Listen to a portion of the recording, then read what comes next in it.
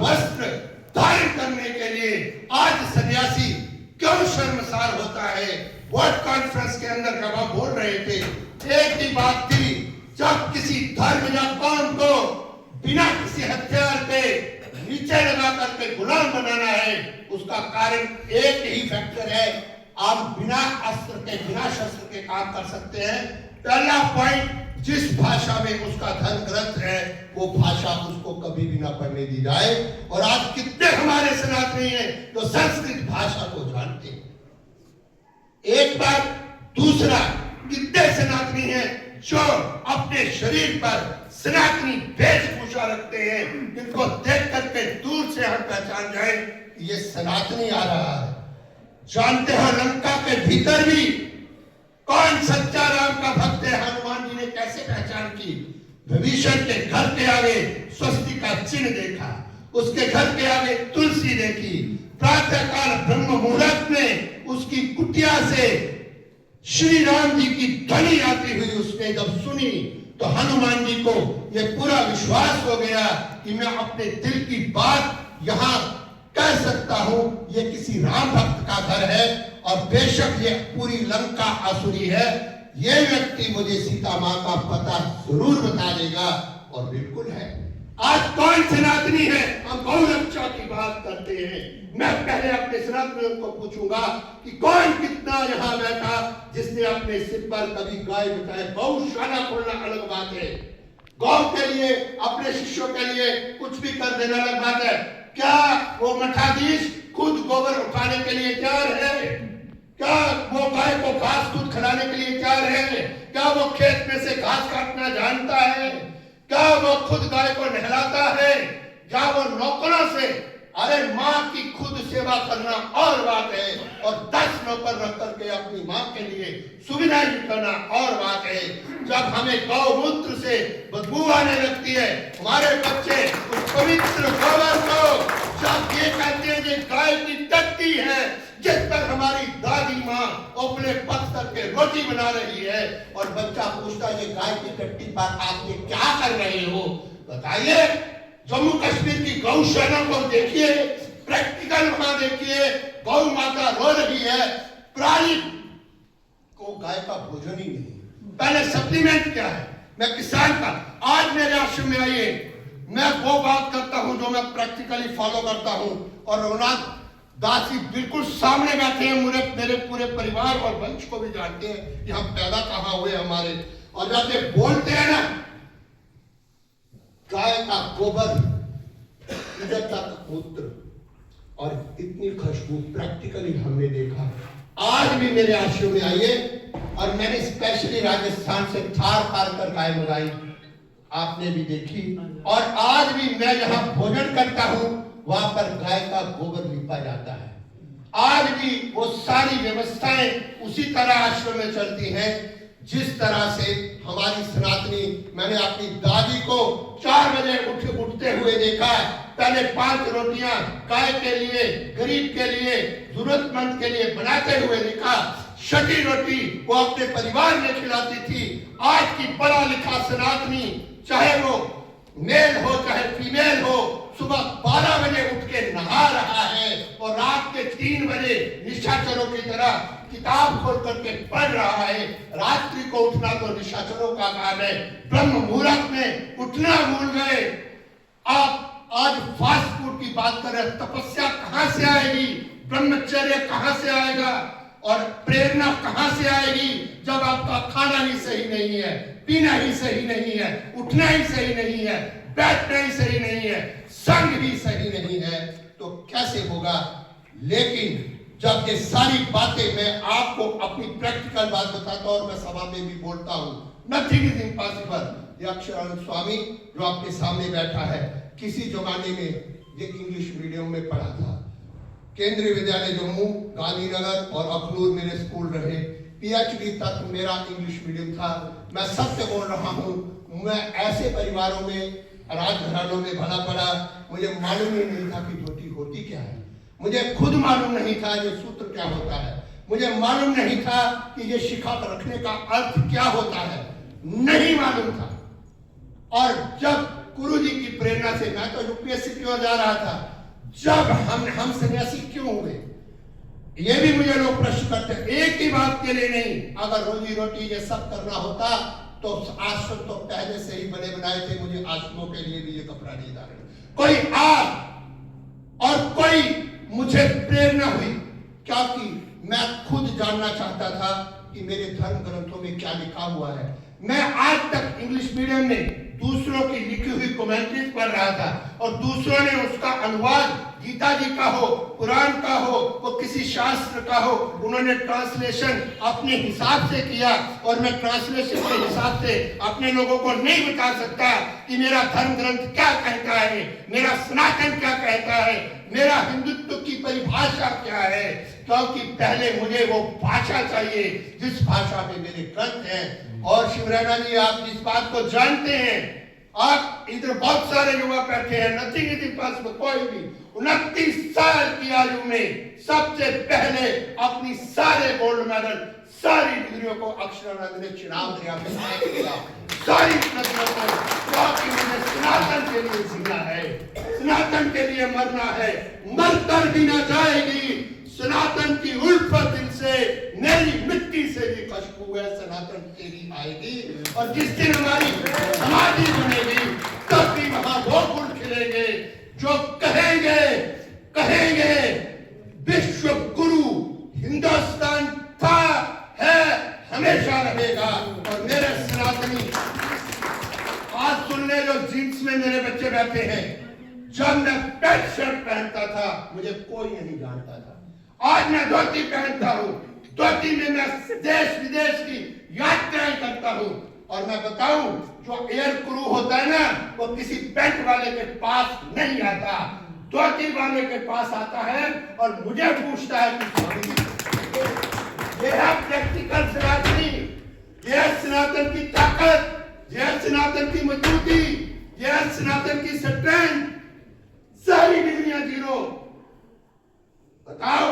और जब हम सनातन की बात करके खुद पैंट पहन के कहीं भी ड्रिल करते हैं तो वो कृष्ण की ड्रेस है, वो हमारी ड्रेस ही नहीं, हम प्रेरणा क्या दे रहे हैं। अगर मैंने धोती नहीं पहनी होती तो मैं कैसे आपको बोल सकता कि धोती पहनी है। और जब शिखा भी रखी तो याद रखना, गौ के खुर जितनी शिखा है सनातन के लिए, और रख भी लेते हैं, फिर बाहर ऐसे करेंगे वो शिखा दिखती नहीं है, गौ के खुर जितनी शिखा। फिर उपनयन संस्कार कराया। मैं सभी बुद्धिजीवियों को कहना चाहता हूं, पहले खुद संस्कृत का लिटरेचर पढ़िए, फिर बच्चों को पढ़ाइए। आप आचार्यों पर भी निर्भर नहीं रह सकते, आचार्य सही पढ़ा रहे हैं गलत पढ़ा रहे हैं, वो तब आपको पता लगेगा जब खुद उस भाषा को आप जानते हैं। और जब मठाधीश के अंदर काम करने वाले आचार्यों को यह पता होगा कि हमारा जो ऊपर बैठा है वो संस्कृत को जानता है, तो वो कभी भी किसी मंत्र का ना दुरुपयोग कर सकते हैं और ना वो गलत कोई शिक्षा दे सकते हैं, वो बताएंगे, पढ़ाएंगे। इसलिए गंगाधर जी की बातों से मैं पूरी तरह सहमत हूं। मेरे बेडरूम में जहां भी आज ही चलिए, अगर मैं झूठ बोल रहा हूं तो आपको मेरे साथ कौन सोता है जानते हो? मुझे लोग पूछते हैं, स्वामी जी आप अकेले इतनी भरी जवानी। मैं कहता हूं मेरे साथ मेरी गीता मां, मेरे साथ मेरे शास्त्र पुराण। गंगाधर जी को पूछना, जब पगड़े का निमंत्रण देने मेरे बेडरूम में गए, मैं किसी को लेके नहीं जाता, लेकिन ये इसलिए है, हमारा रिश्ता बहुत पुराना है, क्योंकि इनके गुरुजी ने ही मुझे 14 सूत्र, इनके पिताजी ने ही मुझे 14 सूत्र पहले सिखाए और संस्कृत में डाला। इनको मैं बेडरूम में लेके कहने लगे, स्वामी जी एक है पूरी लाइब्रेरी से जाएगी। मैंने कहा मैं इस माँ के साथ सोता हूँ जहाँ मेरे सनातन की धरोहर है। ऊपर देखना सभी ब्रिटिश के हैं, मुझे ऐसे लगता है कि मैं उनके चरणों में ही शयन कर रहा हूँ।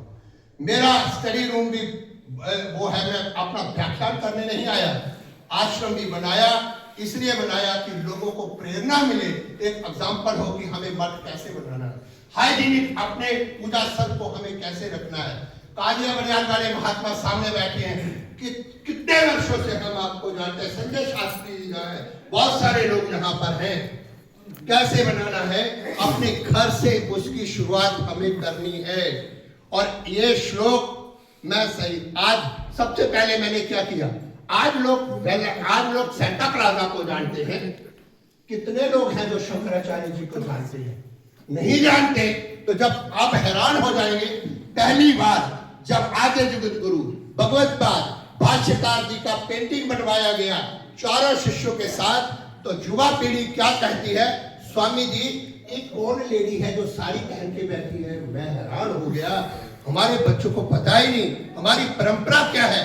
ऐसे चित्र बनवाइए अपने, जितने संप्रदाय के सभी हमारे आचार्य संत यहाँ बैठे हैं, आपके हर संप्रदाय में कोई आदि गुरु होंगे, कोई इष्ट भगवान होंगे, सबसे पहले उनका चित्र होना चाहिए। हमारे बच्चे उसको पढ़े और ये देख करके इन महापुरुषों को मैं प्रणाम कर रहा हूँ कि, और ये सारा श्रेय जिन्होंने भी अथक प्रयासों से प्रवीण जी भारत माता मंदिर का निर्माण किया है, मैं हृदय से उनको साधुवाद देना चाहता हूँ, क्योंकि मैं सब देख रहा हूँ, ताकि इन चित्रों को देख करके हमारे बच्चे पूछे कि ये कौन है, फिर हम बताएं कि ये कौन है, ये कौन है, ये कौन है, ये कौन है। बच्चे के अंदर बड़ी क्यूरियोसिटी होती है, अच्छा इन्होंने क्या किया था, फिर आगे बात शुरू हो जाएगी। इनके संस्कार कैसे थे, वो सारी बात आगे शुरू हो जाएगी। दूसरी बात, सविता गिरी जी सामने बैठे हैं, इनके गुरुजी मेरे गुरुतुल्य हैं, ये जानते हैं और शिवरैना जी भी इस बात को जानते हैं। मैंने रोज सुबह 10 से 11:30 का समय रखा है, जिसमें मैं काशी के ब्रह्मचारियों को नहीं शिक्षा देता, क्योंकि काशी के ब्रह्मचारियों के लिए काशी में बड़े बड़े गुरुकुल हैं और दूसरे ब्रह्मचारियों के लिए बहुत सारे वेद विद्यालय हैं, लेकिन मेरे यहाँ 10 से 11 बजे गृहस्थी लोग आते हैं, वो टेबल और कुर्सी लगी होती है, ऐसे शास्त्र की रक्षा। मुझे अपने से नहीं जोड़ना, मुझे भूल जाए दुनिया की कोई अक्षर आनंद पैदा नहीं हुआ था, अगर मुझे भूल जाएगी पर मेरी गीता उनके हृदय में अंकित हो जाएगी तो मेरा जन्म लेना सफल हो जाएगा। मेरा वेद अगर उनके हृदय में अंकित हो जाएगा तो मेरा जन्म लेना। और मैं हरिद्वार को छोड़ के पार्टी कैसे आया, रमेश्वर दास जी ने, रघुनाथ दास जी, रमेश्वर दास जी ने मुझे कहा कि स्वामी जी, प्रवीण जी आश्रम ही बनाना था, तो मैं मौके की जगह दिलाता जहां पर 3-4 हजार कोई इनकम भी होती। ये पार्टी, यहाँ तो पानी पीने को नहीं मिलता, इधर किधर आश्रम बना लिया। और जब रमेश्वर दास जी तीसरे सम्मेलन में आए तो उन्होंने कहा मैं गलत था, आप सही थे। क्यों? मेरे आचार्य ने पार्टी आकर के बोला कि मेरे 72 आश्रम है, अक्षरानंद हमारा हीरा है।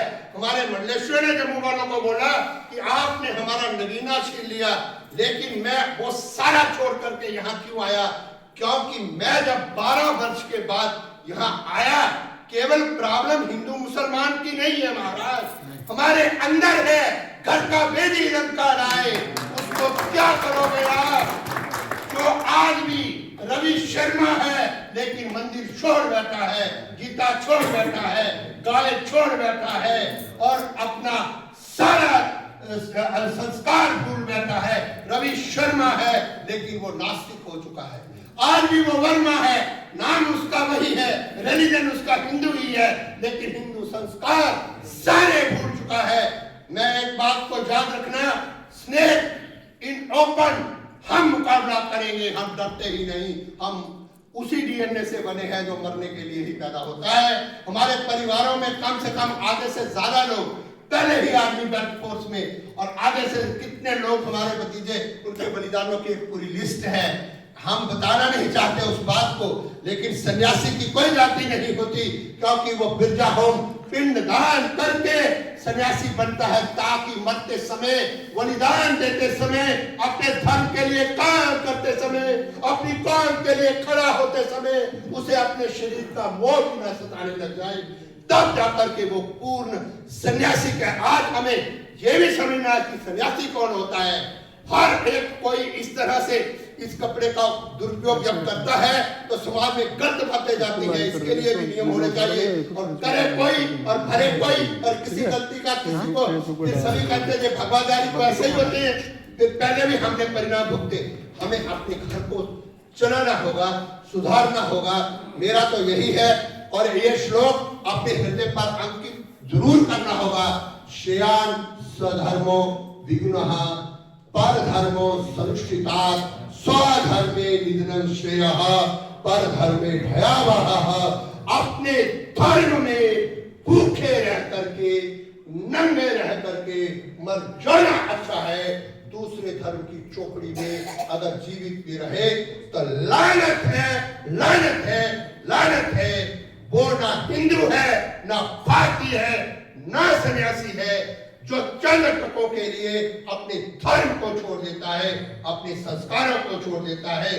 माता पिता की प्रॉपर्टी तो वही रही, घर मकान तो वही रहा, लेकिन जिस देवता को पिताजी पूजते थे, जिस देवता को माँ पूजती थी, बच्चों ने घर मकान को ले लिया, उसको नहीं छोड़ा, लेकिन उस पूजा पद्धति को छोड़ दिया, उस देवता को छोड़ दिया, उस भगवान को छोड़ दिया। आज हमें देखना है, और इसलिए कुर्सी केवल लगती है और वहां पर ओरिजिनल ग्रंथ है। आज जो ग्रंथ था मैं बता देता हूं, आद्य जगत गुरु भाष्यकार भगवान का विवेक चूड़ामणि और उसका 251वां श्लोक आज मैं स्वाध्याय करा के आया हूं। और टेबल पर पेन था, कुर्सी थी, ये भी देख के आए हैं प्रवीण जी, इनकी सगी मौसी जी भी वहां जाते हैं, इसलिए मैं झूठ नहीं बोलता, इनके परिवार के सदस्य वहां जाते हैं और वो लोग नोट्स तैयार करते हैं। कौन सा श्लोक गुरुजी ने आज पढ़ाना है, गंगाधर सही कह रहे थे, मैथोलॉजी लिखने वालों की ऐसी की तैसी, वो क्या लिखना था लिख लिया। हम जब लिखने के लिए तैयार लिखते जाएंगे, रूह कांप जाएगी उनकी, हमारे ग्रंथों को मित्र कहने वालों की, हम लोगों के दिलों में लिख के जाएंगे। मैंने एक बात सभी आचार्यों को कहनी है, मैक्सिमम प्रयास करना, अपना फोटो शिष्य को देना या नहीं देना, अपना गुरु मंत्र के साथ अपनी चरण पादुका देना ना देना, लेकिन जब दीक्षा मंत्र आप देते हैं, शिष्य बनते हैं, रामायण की पुस्तक देना और कहना बेटा अगर मेरा सच्चा शिष्य है तो रोज रामायण का पाठ कर। जैसे सिख भाइयों के घर में ग्रंथ साहिब का प्रकाश होता है, जिस दिन हमारे घर घर में रामायण का प्रकाश होगा, और जिसपे हमारे घर घर में गीता जी का प्रकाश होगा, और जो उनको फोन नंबर देना कि जो आपको समझ में नहीं आएगा क्योंकि ग्रंथ संस्कृत में है, इतने से इतने बजे तक मैं फ्री हूँ, जो श्लोक आप पढ़ोगे आप मुझे पूछना और फिर मैं आपका शंका समाधान करूंगा। और नोट्स बनते हैं, और उन गृहस्थियों की मैंने ड्यूटी लगा रखी है कि इन सारी बातों को जब आप शाम को पूजा करते हो, बच्चों को बिठाना और उनको सुनाना कि आज गीता जी का कौन सा श्लोक महाराज जी ने पढ़ाया और बेटा उसका ये अर्थ है। और कई बच्चे तो गीता भी याद कर रहे हैं। इस तरह से वो धर्म कभी नहीं मरता जिसको आम जनता अपना लेती है, वो ग्रंथ भी सदा जीवित रहते हैं जो आम जनता के दिलों पर लिखे जाते हैं। कुछ एलीट क्लास के साथ जो ग्रंथ चलते हैं वो उस क्लास के साथ ही खत्म हो जाते हैं। हमारा सनातन सदा जिंदा रहेगा, क्योंकि हमें अपने लोगों को आज समय है उसके संस्कारों से सिंचित करना है, उससे करना है। बाकी रही बात संख्या की, संख्या के लिए तो सही है कि हम अभी वो समय आ गया, क्योंकि मुझे भी फील हो रहा है, क्योंकि अगर मैंने संकल्प लिया रघुनाथ दास जी, अगर मैं हरिद्वार में होता तो आज 25 साधु मेरे साथ आते जो मैंने खुद बनाए होते, परंतु वो चीजें मेरी पीछे रह गई। पार्टी आप लोगों का दर्द जम्मू कश्मीर का मुझे जहां खींच के ले आया, क्योंकि मुझे लगा कि जहां पर वहां तो कितने मंडलेश्वर कितने आचार्य हैं, यहाँ कौन है, तो इसलिए मैंने निर्णय किया, चाहे धरती कैसी भी थी, आज वहां आप देख लेना कैसी व्यवस्था है, वो तो भगवान की कृपा से चलती है। लेकिन जो बात मुख्य मुझे आपको कहनी है, मुझे समस्या आ रही है, हमारे आप जानते हैं 13 अखाड़े हैं, जिसमें हम अखाड़ा परंपरा के साधु हैं। ऐसे नहीं बन गए कि भगवत किसी बाजार से खरीदा और पहन लिया और लोगों को बोलने लगे मैं साधु हूँ, उससे इस कपड़े का भी महाराज अपमान होता है। ये जानते हैं दिव्यानंद जी, हमारे गुरु भाई ये बैठे हुए इधर हमारे बगल में, सभी संत जानते हैं कैसे मिशन में साधु तैयार होता है। आप लोग भी सब जानते हैं, उन परंपरा को जानते हैं। याद रखना, एवं परंपरा प्राप्तम इमं राजेश्वर विदु, ये ज्ञान, ये विद्या, ये संस्कार परंपरा से प्राप्त होते हैं। और हमारा नीम है गृहस्थ आश्रम। बच्चे, मुझे किसी ने पूछा शिवराना जी, स्वामी जी आजकल आपके आश्रमों में अच्छी क्वालिटी के संत क्यों नहीं पैदा हो रहे, ये क्या है? जब संत का काम तो ग्रंथ पर बोलना होता है, ढोलकी चिमटा तो वो संत का विषय नहीं है, वो तो मनोरंजन कोई भी हो सकता है। मैं अभी उन बातों पे बात नहीं करता। महाराज मैंने क्या एक ही जवाब दिया, मैंने कहा देखिए, पूछने वाला मेरे सामने गृहस्थी खड़ा था, मैंने कहा तुम्हारा आपका गृहस्थाश्रम नर्सरी है, लेकिन जिस पौधे को क्या तुम रोज घर में त्रिकाल संध्या करते हो, तुम्हारी शिखा कहाँ है, तुम्हारा सूत्र कहाँ है? और जब नर्सरी में पौधे को बीमारी लग जाए और फिर 15-20 साल के बाद आप मेरे पास लाओगे कि स्वामी जी इसको अच्छा सा साधु बना दो, वो तो नर्सरी में ही बीमार हो गया, तो वो मैं थोड़ा उसको घर गुड़ के मुंह लगने जोगे तो बना सकूंगा, लेकिन उतना श्रेष्ठ नहीं बना सकता। आप याद करिए, जब दिव्य सन्यासी पैदा होते थे तो गृहस्थी भी हमारा तपस्वी होता था, पूजा पाठ होता था, दोनों पति पत्नी अनेक वर्षों तक तप करके तब जाकर के वो संतान की उत्पत्ति करते थे, ताकि हमें उत्तम संतानें पैदा हो। वो फिर संतानें चाहे गृहस्थ में जाए, किसी प्रोफेशन में जाए, वो भी उत्तम होती थी। और उन्हीं में से जो यति योगी सन्यासी बनते थे, वो भी अपने सन्यास धर्म का पक्का पालन करने वाले तत्व बेटा होते थे, अपने ग्रंथों पर बल मिटने के लिए होते थे। विवेकानंद ने सीधा बोला, मैं आपके देश में टके कमाने नहीं आया, तो कोई और होगा जो डॉलर और पाउंड की बात करता है। मैं तुम्हें कुछ देने आया हूं, जहां पर आप गरीब हो, और मेरा भारत हमेशा अमीर है। मेरे भारत में गरीबी और अमीरी का आकलन तुम्हारे देश की तरह लंबी गाड़ी देख करके नहीं किया जाता, कोठी देख के नहीं किया जाता। ये बैठे हैं हमारे मिशन के संत, और बड़ा लंबा लंबा बैंक बैलेंस देख के नहीं किया जाता। हमारे देश में गरीबी और अमीरी का जो आंकलन है वो किसी के उच्च संस्कारों को देख करके किया जाता है।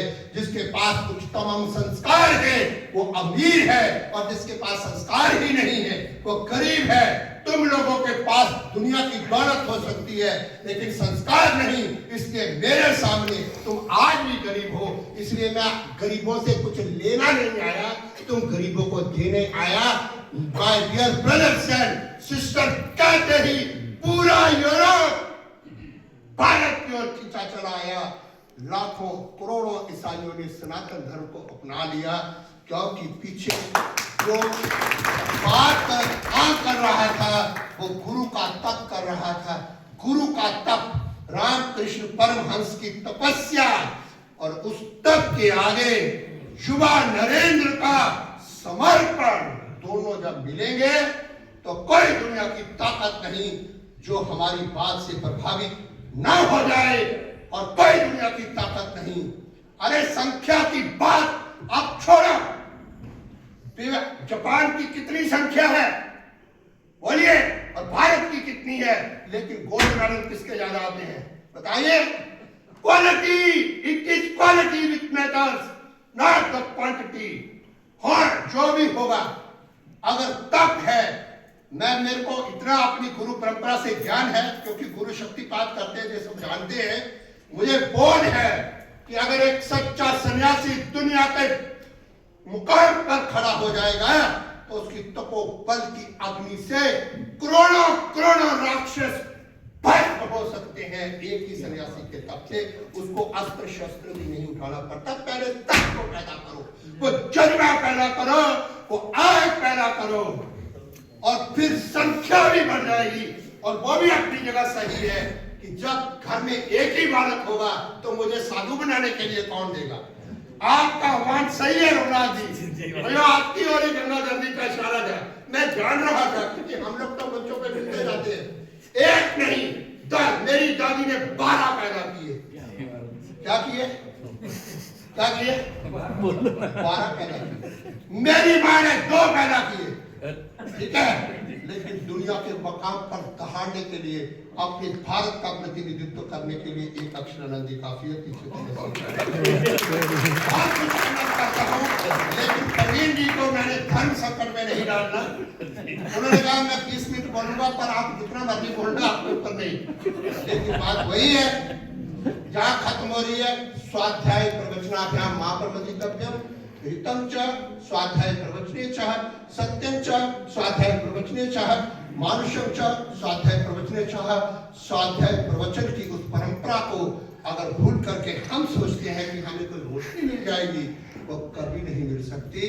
आज भी हमारा साधु समाज, हमारे 13 के 13 अखाड़े, 7 सन्यासियों के अखाड़े अपने धर्म कौम के लिए, और आपको ये बता दें हमारे लाखों की संख्या में नागा फुल वेपन ट्रेंड है, शस्त्र की बात हो रही, वो तोप चलाना भी जानते हैं। और जो हमारा धर्म ध्वजा के आगे भाला चलता है ना, उसकी महिमा अगर टच भी हो जाए साइलेंट से भी तेज के जहर होता है उसके अंदर। और बड़े बड़े अखाड़ों के अंदर स्वाध्याय सब चल रहा है, लाखों नागा अपने प्राण को आहूत करने के लिए अपने धर्म पर तैयार है।